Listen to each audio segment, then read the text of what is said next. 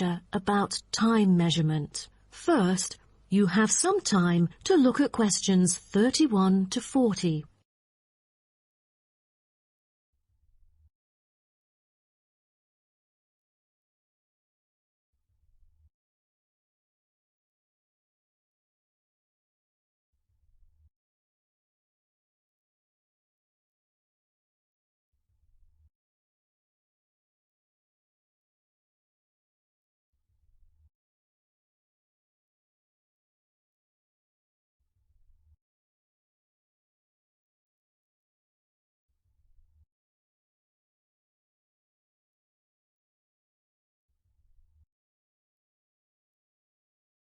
Now, listen carefully and answer questions 31 to 40.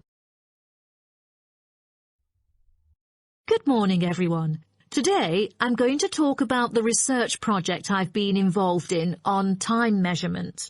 Do you know how time is measured?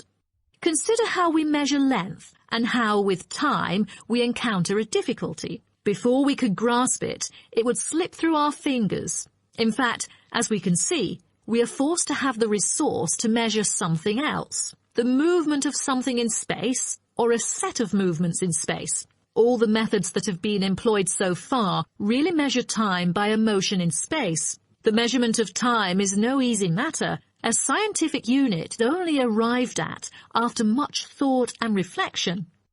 As the most primitive form of measurement, the sun seems to be natural. Ever since man first noticed the regular movements of the sun and stars, we have wondered about the passage of time. Prehistoric people first recorded time according to the sun's position. To start off, let us take noon, which is when the sun is on the meridian at the highest point of its course across the heavens, and when it casts the shortest shadow. But this measurement, which was regarded as a major one in ancient times, was less important than the natural events that occurred. The earliest natural events that had been recognized were in the heavens, but during the course of the year there were many other events that indicated significant changes in the environment.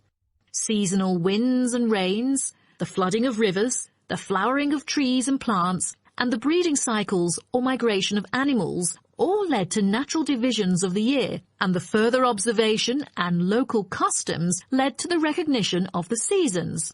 Years later, precise measurements were invented because the passage of time was extremely important for astronomers and priests who were responsible for determining the exact hour for daily rituals and for important religious festivals. Apart from the connection with religion, accurate time measurement was also related to the government, since they divided the day or the night into different periods in order to regulate work and various events.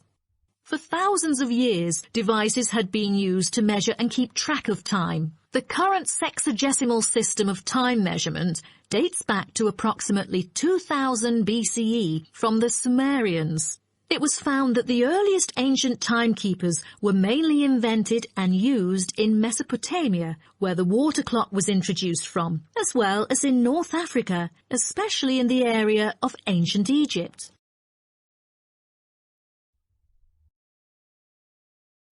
So, now I'd like to introduce you to some of the most well-known ancient timekeepers, as well as the disadvantages of them, for which they were replaced by various new forms of clocks that were used afterwards.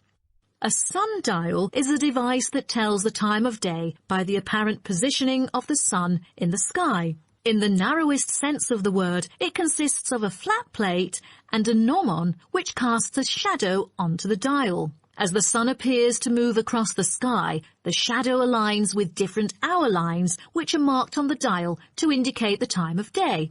However, it was quickly noted that the length of the day varied at different times of the year. Therefore, there could have been a difference between clock time and sundial time. In addition, the sundial was of no use at night, so a water clock was invented. The water clock, or clepsydra, appeared to have been invented around 1500 BCE and was a device which relied on the steady flow of water from or into a container. Measurements could be marked on the container or on a receptacle for the water.